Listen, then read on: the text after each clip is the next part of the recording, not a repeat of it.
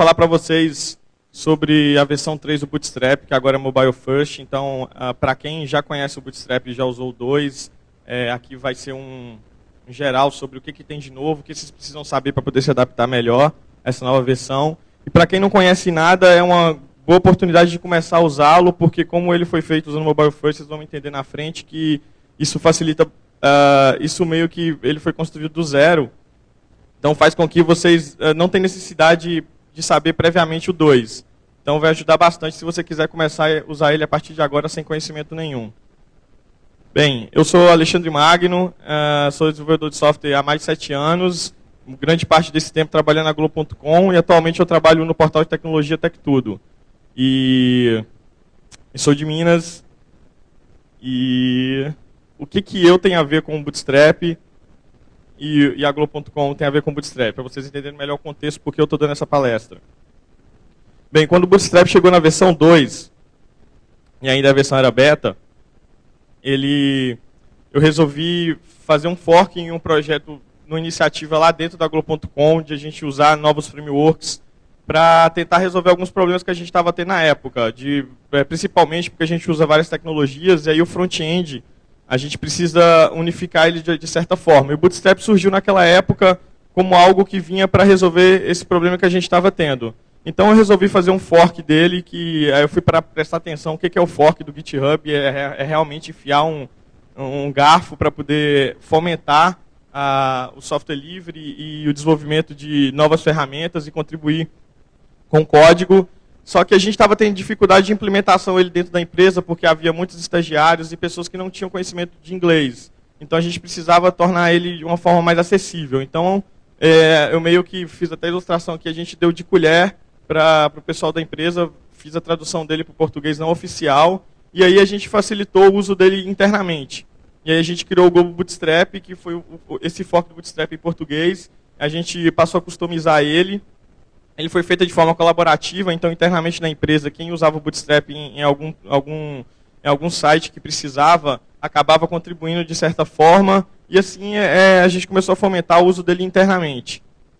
E open source, então a ideia dele era, se até algum de vocês tivesse algum componente que gostaria de contribuir para ele, e não conseguisse que entrasse no código do Bootstrap, porque o próprio Bootstrap em si é bem rígido para você conseguir adicionar uma nova funcionalidade, porque ele é bastante limpo. Então, assim, você conseguiria mandar para a gente e a gente botaria lá uma biblioteca de componentes feitas aqui no Brasil. E aí, na hora que a gente abriu para todos poderem usarem, eu recebi algumas críticas de que a gente estava copiando o Bootstrap, por que a gente estava usando o Bootstrap na Globo, que não fazia sentido ou não. Aí, num evento, há 2 anos atrás, no Brasil JS, o criador do Bootstrap foi dar uma palestra, mas ele não pôde vir por problema de vistos, e aí ele deixou aberto para as pessoas tirarem dúvidas sobre o próprio Bootstrap e da palestra dele. E aí alguém perguntou o que ele tinha achado dessa iniciativa do Bootstrap em português, e aí ele gostou da iniciativa, então a repercussão foi bem legal. Mas isso aí foi na época do 2, há um tempo atrás, até ano passado eu dei uma palestra mais focada nisso, aí veio agora o lançamento do 3. E o que o 3 tem de tão diferente assim, que acabou tendo essa repercussão tão grande? Bem, primeiro porque ele é mobile first.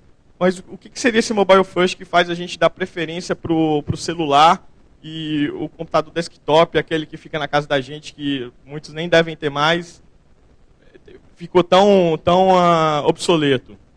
Para a gente entender isso, a gente volta um pouquinho em 2012, que foi quando o smartphone, a era do smartphone começou a ser bastante fomentada, as pessoas começaram a comprar bastante smartphones, e aí a gente tem esse cenário aqui que ilustra bastante. Tipo, as pessoas tirando foto o tempo inteiro, não param de olhar no celular, e aí o uso dele começou a crescer absurdamente, e aí chegou num ponto de ter dados nos Estados Unidos, por exemplo, que um terço dos usuários de internet nos Estados Unidos usa o celular como primeiro dispositivo. Se a pessoa usa o celular como primeiro dispositivo, ele não conhece um computador normal. Ele não acessa a internet por lá. Então, ele já começa usando a internet do celular. E aí, outro dado também que seria assustador aqui. No segundo semestre de 2008, foram detectadas 71 variações de tela. E aí, em 2012, já chegava a 830. Isso quer dizer que com o surgimento do Android, as várias variações de versões de Android e a disseminação dele e a facilidade da compra, por ser barato, então vários tipos de tela começou a surgir, e aí a gente começou a ficar de forma obsoleta no desenvolvimento, porque a gente sempre pensou em desenvolver para computadores com telas maiores. E aí a gente pensa, isso é nos Estados Unidos, a gente não precisa se preocupar. Esses números começaram a chegar a refletir no Brasil também. E a gente tem alguns dados, por exemplo, 68% dos brasileiros utilizam celular e TV ao mesmo tempo. Aí começa a surgir a discussão sobre segunda tela. As pessoas usam o celular enquanto estão assistindo TV. Então ele está com dois dispositivos simultâneos ao mesmo tempo. Então um complementa o outro. Então a gente deixa de ter a ideia de internet em um lugar só. Outro número também é que as vendas de smartphones superaram a venda de PCs pela primeira vez. Então, celular começa a ser mais vendido que computador. Então, a previsão é de que o uso de internet no celular começa a crescer exorbitantemente. E aí, outro número também que cresceu mais de 100% no Brasil em 6 anos. Então, por esses números, a gente consegue ver que a internet de agora é essa e a internet do futuro poderá ser essa, em que a gente tem a internet funcionando em geladeiras, em carros, não mais tem um dispositivo fixo para você fazer o uso da internet. Então, para isso, a gente precisa se adaptar. E como que a gente adaptou? Utilizando o Responsive Design, que é uma forma de você dizer, através de CSS, como que o site deve se comportar em cada variação de tela. Então, o Responsive Design começou a crescer bastante e vem sendo usado. Então, no Bootstrap, na versão atual, a versão 2 do Bootstrap, bastava você incluir o Bootstrap CSS e aí um arquivo Bootstrap Responsive que resolvia todos os problemas. Você não precisava se preocupar em aprender Responsive, em saber como que desenvolver para telas menores. Bastava você botar esse arquivo, aí os produtos já ficavam adaptados. Nesse caso aqui tem um exemplo do cadastro de login da Globo.com que usava o Bootstrap, ele passou a ser otimizado para celular, bastando incluir esse arquivo na versão do Bootstrap 2. Então, você fazendo responsive, você está fazendo certo, então você conseguiu se adaptar. Só que aí começou a surgir vários questionamentos. Quando você entrava num site no celular, você começava a ser perguntado se você queria ir para a versão clássica, aí você vê o domínio, estava o site.m, aí você compartilhava esse M no Facebook, e aí clicava lá, e aí você entrava no site do celular dentro do seu computador. Então, assim, o usuário começou a ficar confuso com um monte de coisas que começaram a surgir. Então, ele não sabe se ele acessando o site do celular, ele não sabe se o site é desktop, ele não sabe se é responsive, ele só quer acessar o conteúdo. E aí a gente começa a ver que Mobile First não é só questão de você adaptar, igual o Responsive Design fazia. A questão dele é um passo à frente, é você repensar a forma que a gente está distribuindo o conteúdo. E aí um outro fato também, para quem não está convencido de que essa seria a melhor forma de fazer, é você se questionar se as suas visitas estão vindo de dispositivo móvel e está ultrapassando o uso do desktop. Se você olhar nos sites que vocês constroem, no Analytics, vocês vão ver cada vez mais está havendo a preocupação das visitas que vêm de celular. Então, por que eu tenho que priorizar o desktop? Então, por isso aí você começa a ver que você tem que começar a pensar primeiro no celular, para depois pensar no desktop como um complemento do celular. E aí o Mobile First é exatamente isso, é você desenvolver primeiro pensando em telas menores, e isso é assim, se você pegar de forma pragmática, é você esquecer que existe o desktop. Você começar no celular, você faz testes somente no celular, e depois que você tem uma versão pronta, você começa a expandir com funcionalidades que seriam para o desktop. E aí, foi por essa linha que o Bootstrap resolveu fazer da maneira certa.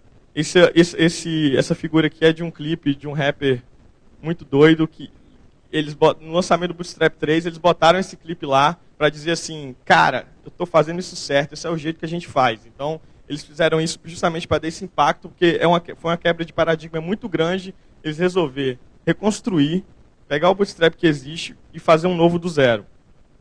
Mas, assim, pela forma como a gente pensa, a gente precisa abraçar mudanças e tentar coisas novas, nem sempre, mas nesse caso, mostrar para vocês que valeu a pena ter reconstruído ele. Enquanto isso estava acontecendo,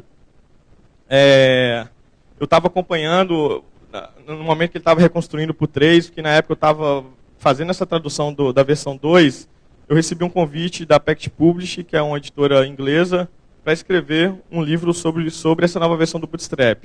Eu lancei o livro em dezembro do ano passado, eu tinha até meio que pré-avisado no último FIS, e agora ele já tá lançado, e o objetivo do livro era fazer com que você aprendesse a desenvolver sites otimizados para dispositivos móveis, usando o que o Bootstrap oferece de Mobile First.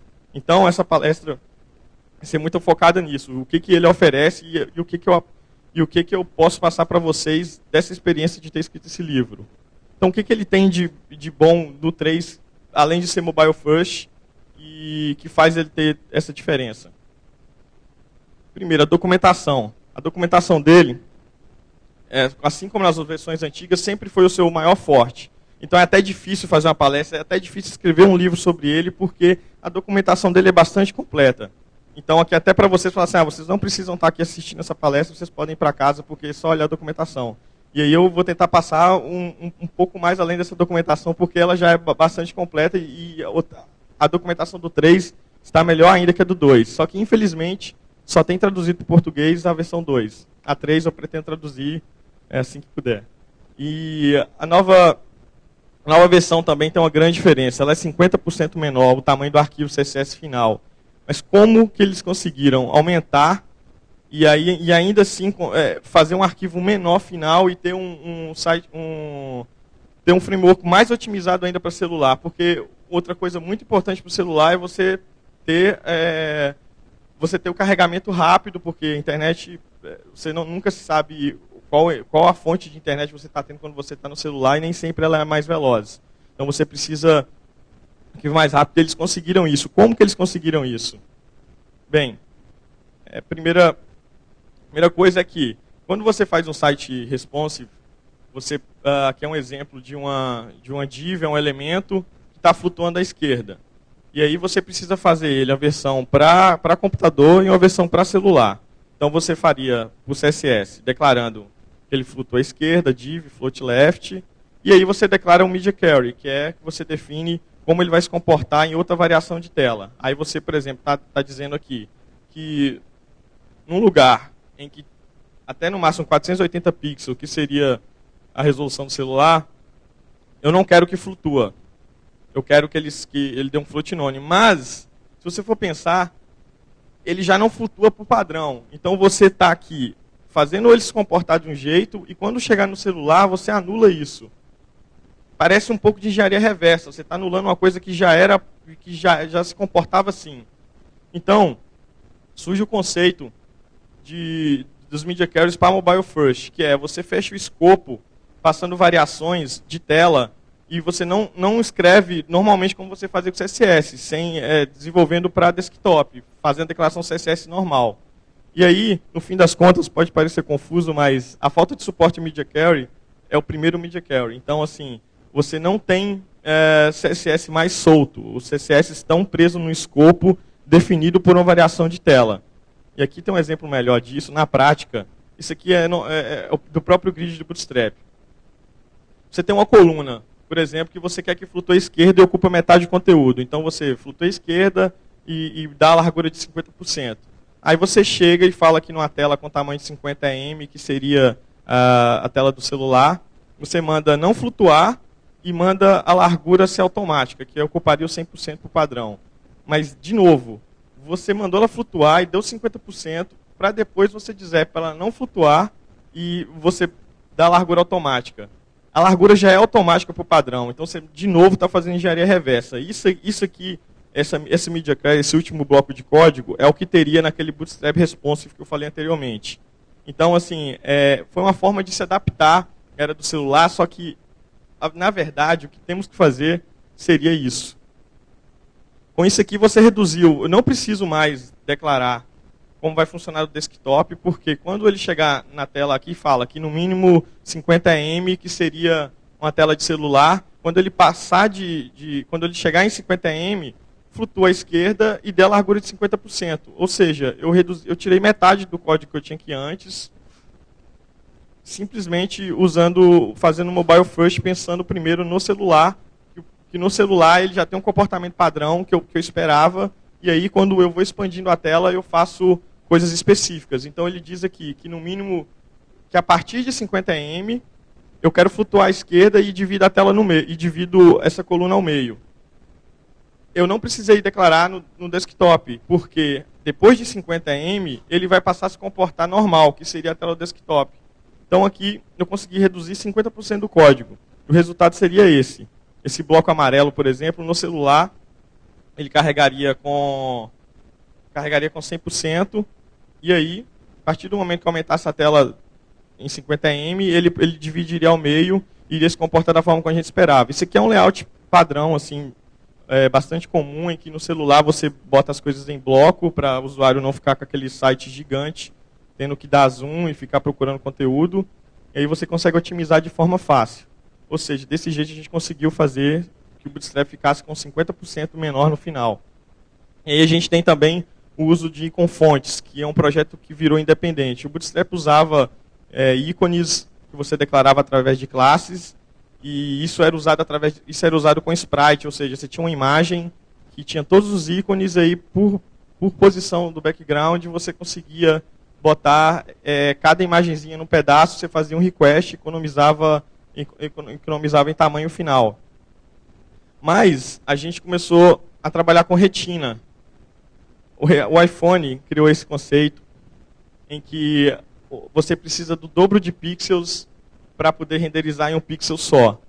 Ou seja, se você tem um ícone e você quer que ele funcione em retina, sem ele ter que dobrar o pixel, você precisa ter uma imagem o dobro de pixels. Ou seja, se eu tenho uma imagem 1600 por 1600 do Sprite, com todas as imagens e ícones que o projeto tem, eu preciso de uma de 3200 só para poder funcionar em retina. Com o Icon Font, ao invés de você ter uma imagem, você usa uma família de fontes, e essa família de fontes você associa a um ícone, ou seja, A é um ícone de uma estrela, B é um ícone de busca. E aí você cria essa família de fontes, e aí você tem a flexibilidade de, pelo tamanho da fonte, dizer o tamanho do ícone. Você pode aplicar efeitos CSS também, como sombra, aplicar vários outros tipos de coisas, e assim você ter essa maior flexibilidade, e o tamanho final do arquivo acaba sendo menor, porque você não precisa se preocupar com variações. Então esse Icon Fontes também foi uma grande sacada do Bootstrap 3, assim, de ele ser independente, e aí você pode botar ele no projeto quando você precisa usar alguma família de ícones. E aí, uma das grandes mudanças no 3 também é a forma como o grid funciona. Por ter sido feito com Mobile First, esse grid deu uma mudada assim, bastante profunda. Para quem já conhece o 2, assim, teria um pouco de dificuldade inicialmente, mas basicamente vou tentar explicar de uma forma geral com esse exemplo.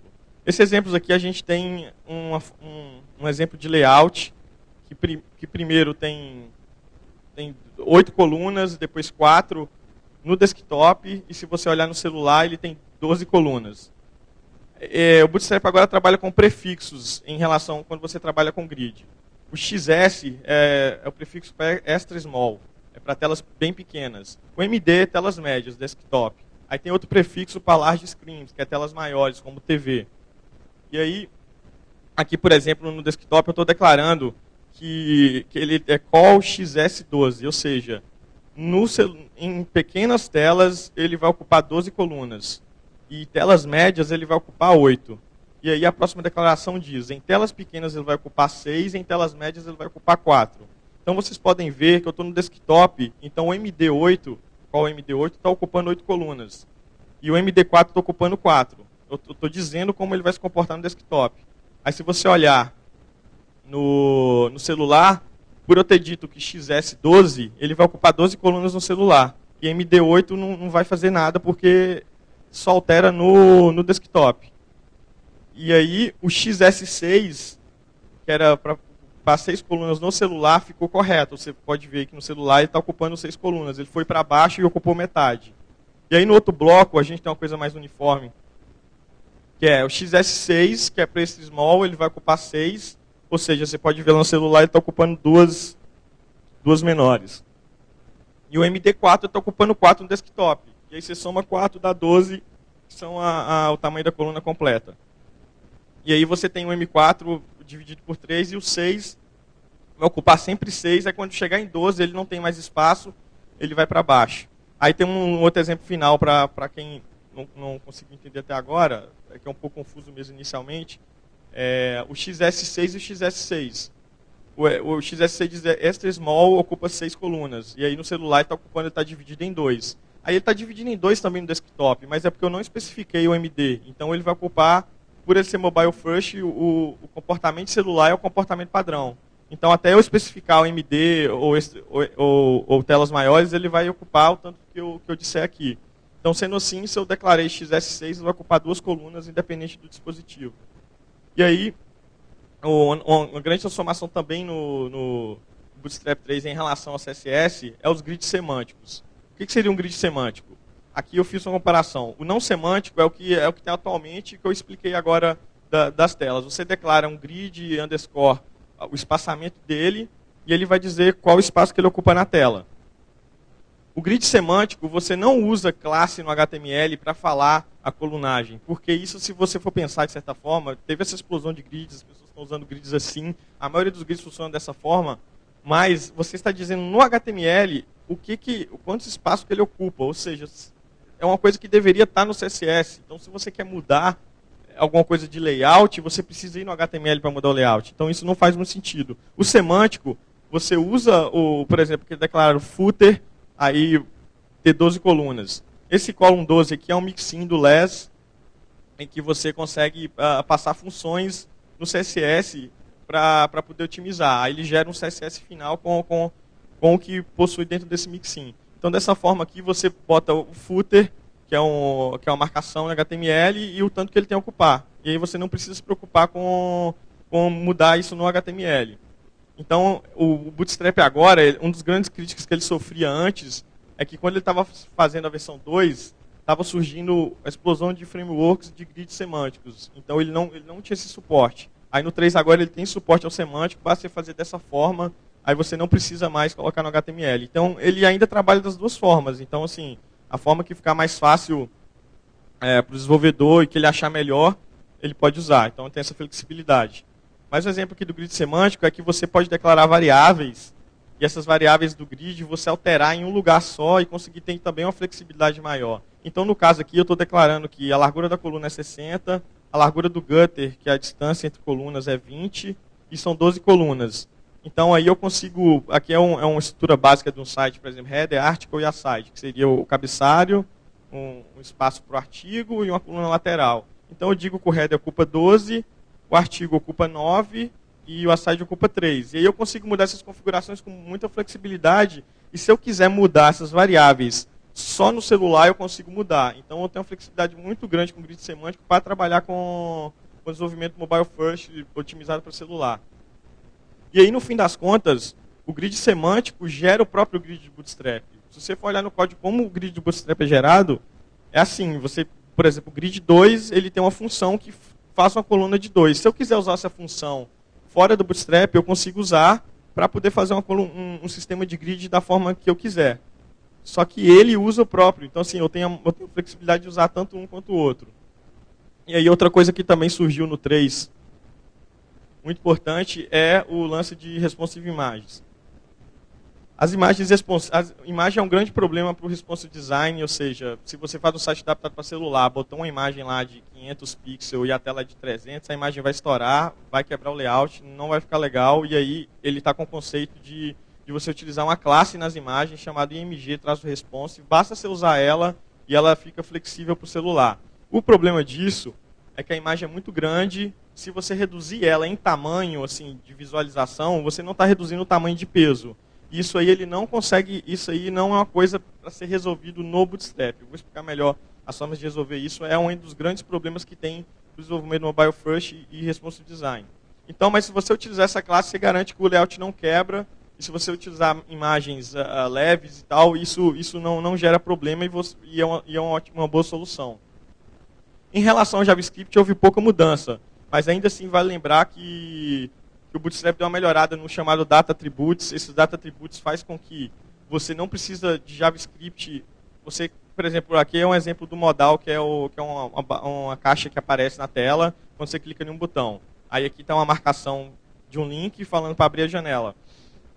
Você consegue, sem JavaScript, inicializar falando lá que você quer que tal link execute tal JavaScript, você consegue no próprio HTML falar que aquele link se comporta-se como um modal E aí, quando você clicar, ele vai abrir o modal com esse ID modal. E aí, você facilita bastante, não precisa inicializar via JavaScript. Com isso, você tem uma flexibilidade também ainda maior, você consegue usar direto, é bem mais fácil de ser usado, e ele melhorou bastante esse uso de data attributes nos seus plugins. Então, basta você incluir o JS dos plugins do Bootstrap e fazer essa marcação, ele já vai funcionar direto.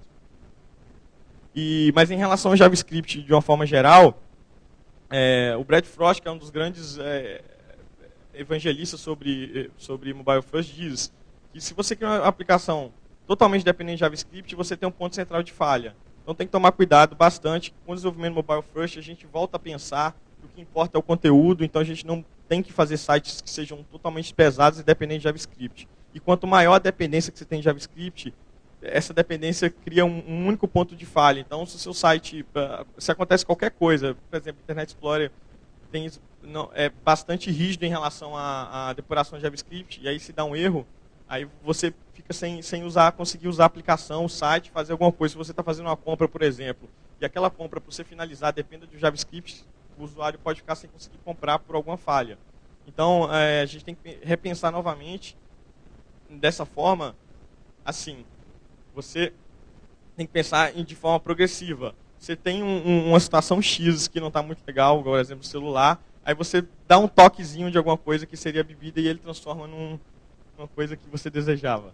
E aí, você tem que pensar dessa forma, que você, e aí, quando vai deixando, aí se você pensar o inverso, de voltar para o estado normal, quando vai acabando o efeito da bebida, você vai voltando no estágio original. E o Progressive seria um pouco disso.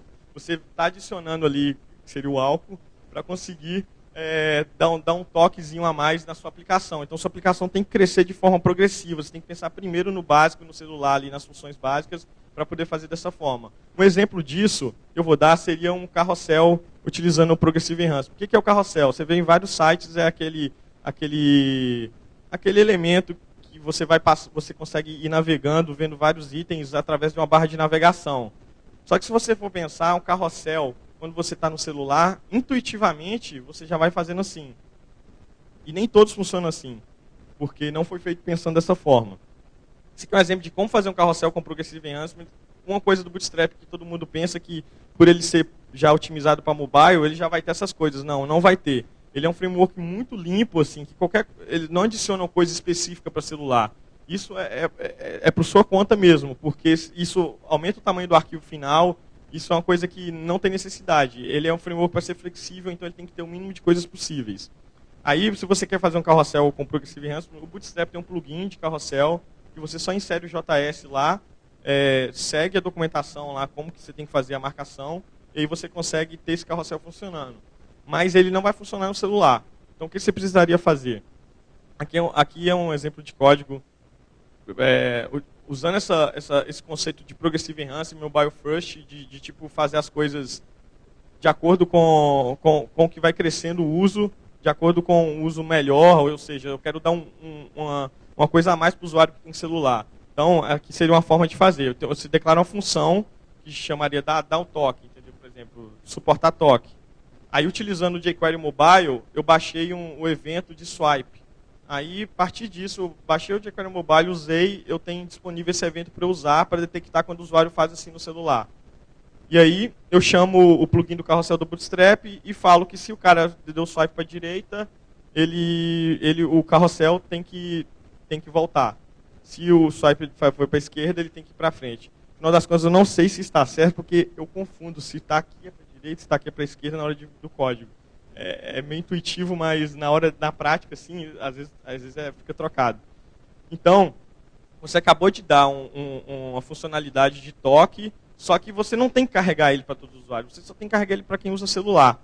E aí você usa essa detecção, usando, por exemplo, aqui o Windows Document Touch, e se o Document Touch tem esse suporte a Document Touch no JavaScript. E aí você chama essa função, ou seja, ela só vai ser carregada se você tiver com o celular. Então, quem está no desktop ou quem está em celulares que não tem touch, não vai ser carregada essa função e não vai onerar esse tipo de usuário. O que é uma coisa legal, que tem necessidade de ser assim.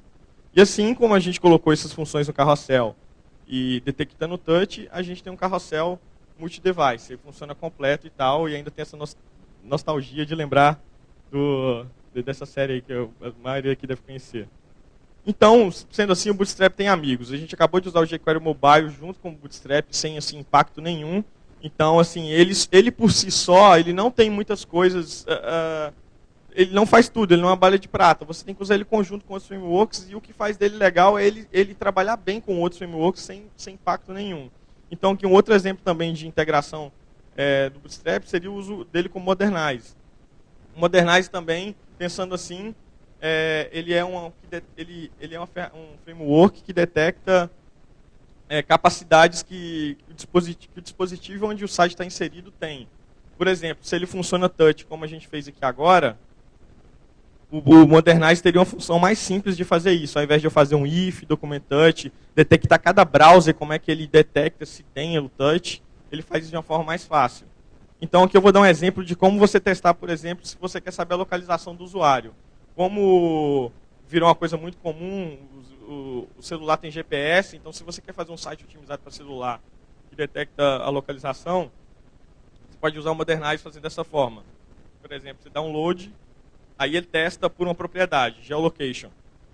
Testou. Se sim, ele vai carregar o geolocation JS. Se não, ele vai carregar um script auxiliar que, por exemplo, carregaria a localização aproximada do usuário por IP, se ele não funcionar com geolocation. Então, você tem aí duas formas de entregar o conteúdo para o usuário. Se você tem um aplicativo que precisa demais de geolocation, isso aqui pode salvar a vida e assim ninguém fica perdido no espaço e a gente consegue atender a todos os usuários. Outra coisa também que veio no Bootstrap 3 muito forte foi o uso do Node, usar o JavaScript no servidor.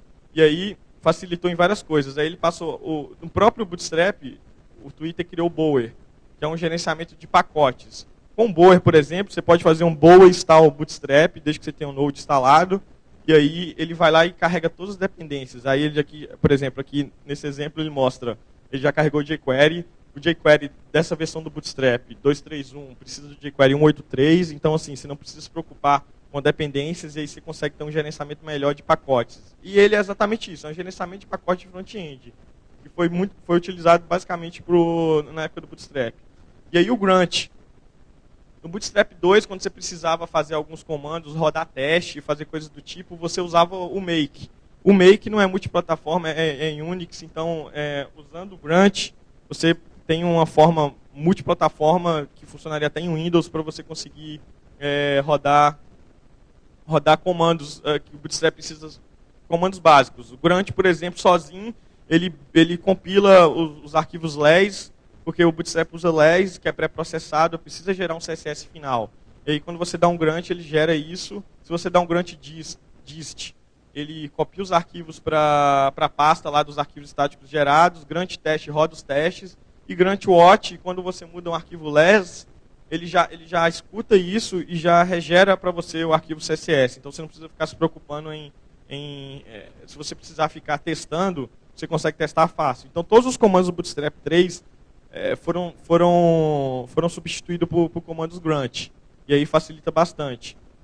Aí temos também outro assunto muito importante, que pensando em mobile first, a gente precisa muito pensar em performance, por o que eu falei anteriormente. O celular, a banda, importa muito. Que nem sempre a pessoa está em movimento, usando 3G, mesmo que a gente tenha 4G agora, a internet no celular é ainda um terreno inóspito. E se você for considerar o tamanho, assim, aqui é um exemplo de uma página normal, assim, a maioria das páginas tem esse mesmo comportamento de ter essa parte vermelha são imagens, a parte verde é o HTML, o JSS é a parte marrom. Então, a gente tem que o tamanho da imagem em relação ao site é muito grande. E aqui outro gráfico mostrando o crescimento das imagens ao longo do tempo na internet inteira. E aí a transferência de imagens e os refreshes. Você pode ver que ela só está aumentando. Então as pessoas estão usando imagens cada vez maiores, mais pesadas, e aí a gente está voltando à origem, a precisar tipo assim, a internet está crescendo, sendo multimídia, sendo ótimo, mas as pessoas agora estão usando a internet mais no celular. E acho que, por exemplo, usar uma conexão 3G, abrir um vídeo do YouTube é inviável.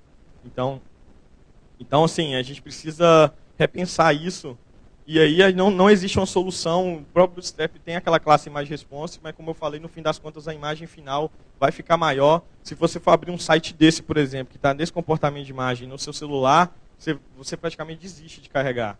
E aí isso não é legal. Então, tem algumas iniciativas para a gente resolver esse problema no servidor, porque assim, na parte de front-end, fica difícil resolver porque a imagem é processada no servidor e enviada para você. E aí, o que você faz no front-end de redimensionar a imagem, o tamanho da imagem final é um só. Então a gente tem um serviço, por exemplo, chamado Sencha.io, que você passa a tua imagem para ele, é um serviço, você entrar lá, Sencha.io, barra o caminho da tua imagem, ele vai detectar o device e vai retornar para você o tamanho da imagem otimizada para aquele dispositivo. Então, assim, ótimo, então não preciso mais me preocupar. Se uma imagem é de 1.600 pixels, no celular de 320 ela vai carregar 320 e o tamanho vai ser 1.000 e tantos por cento menor. E você vai ter uma imagem otimizada para o celular. Só que nem sempre a gente pode usar serviços externos e fazer dessa forma. Porque, por exemplo, se o Sencha.io cair, você fica sem imagem no seu site, você está dependendo do serviço externo. Então, nem sempre isso é bom. Na Globo.com, a gente tem uma ferramenta lá chamada Tambor. Ela faz essa otimização e é na nossa própria infraestrutura. Então, assim, tem uma confiabilidade maior. Ela é open source também, então outras pessoas também instalam nos seus próprios servidores para poder fazer esse tipo de otimização. Então, tem essa solução servidor que seria a mais eficiente. Mas também você tem que ter aquele processamento no servidor para dimensionar as imagens, nem sempre na prática isso é muito fácil. Aí a W3C está vindo com a tag picture. Essa tag picture você define a tag e aí você passa source sets, que são origens de imagens de acordo com o tamanho do dispositivo. E utilizando a mesma sintaxe do Media Query. Então aqui nesse exemplo, a gente tem a imagem de uma pizza. Aí você dá picture, pizza. O source set dela é, primeiro, aqui por exemplo, passando small JPEG 1x, small 2 JPEG 2x. 2x seria para quando é retina, então quando tem o dobro de densidade, você se comporta de tal forma. Então dessa forma aqui você consegue declarar mídia até min/if 18em, por exemplo, tipo, no celular, no desktop. Então você consegue passar um conjunto de imagens que você precisa carregar para cada dispositivo. Então essa seria a recomendação melhor no momento, mas ainda não está suportado e ainda não é algo que a gente possa utilizar no dia a dia. E aí, no final das contas, aqui você tem uma imagem source, que seria a imagem menor de preferência para carregar no fim das contas. E aí, essa seria a solução no front-end para imagens que ainda não foi implementada. Então, dessa forma, a gente não consegue ainda ter uma solução no front-end eficiente e eficaz para esse caso de imagens. E aí a gente tem que poderia usar do servidor. E utilizando uma imagem na resposta do Bootstrap, você consegue ter um meio termo. Porque tem também uma abordagem que chama half size. É você pegar, eu tenho uma imagem de 1.600 pixels e eu preciso atingir 3 ou 4 telas. Você meio que faz uma conta de qual o tamanho intermediário que não vai onerar nem quem está no celular, nem quem está no desktop. E aí você consegue usar só o Bootstrap, aquele IMG responsive, entrega a imagem num tamanho só e você resolve o problema. Mas você está deixando de ser eficiente em outros casos. E aqui, no caso, então, a gente está essa discussão de imagem, tamanho, e aí vimos que a gente tem um conteúdo que precisa ser distribuído em vários dispositivos. Então, essa discussão, quem vem primeiro, ovo ou galinha, conteúdo ou design? Aí a gente pode ver aqui, por experiência própria, por a forma como a internet está fazendo, que o design depende do dispositivo que está, e o conteúdo é um só. Então, a gente precisa simplificar e focar no conteúdo. Então, eu peço a vocês que experimentem o Bootstrap usando essas abordagens que eu falei aqui. Com o Mobile First, vocês vão conseguir fazer sites que ele já vem para o padrão adaptado para celular, comecem testando no celular como dispositivo primário, depois vê no computador. Muitas vezes você vai ver que no computador, no desktop, quando está grande, você não precisa nem modificar. Aquele resultado ali mesmo. E assim, ele tem várias possibilidades. Existem muitas críticas em relação a ele, que sites feitos com Bootstrap sempre têm a mesma cara. E no fim das contas, não, ele é um framework, você pode estender ele da forma que você quiser. Então, vários aqui, exemplo de vários portais O próprio Grant, o site do Grant utiliza ele e consegue cada um ter a sua identidade utilizando o Bootstrap como base para desenvolvimento. E aí, quem quiser saber mais sobre Mobile First em específico, no sábado aqui, às 12 horas, eu estarei dando uma palestra também, só que específica sobre Mobile First, aí para tentar quebrar o paradigma um pouquinho e mostrar como desenvolver eles sem o Bootstrap, de como ele é feito, o que tem por trás deles, mais detalhes sobre isso. E se alguém tiver alguma pergunta ou charada, esse é o momento.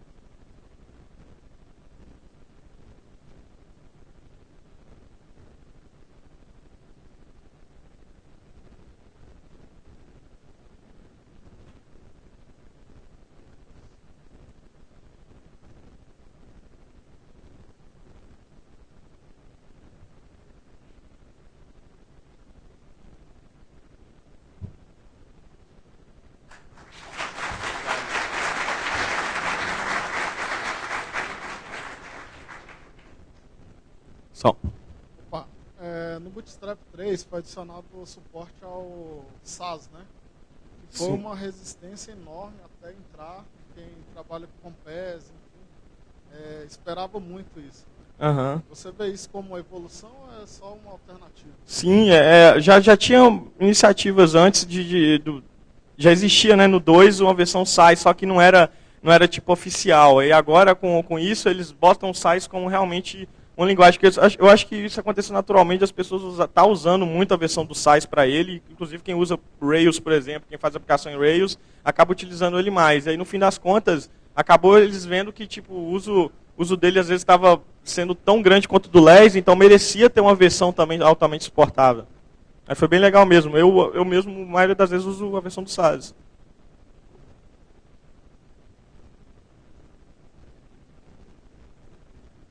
Deixando aí meus contatos para quem quiser falar, saber mais informações. E quem quiser dar uma olhada no livro também, eu tenho aqui. E vou estar aí no evento inteiro, para quem quiser falar, fique à vontade. Obrigado, gente.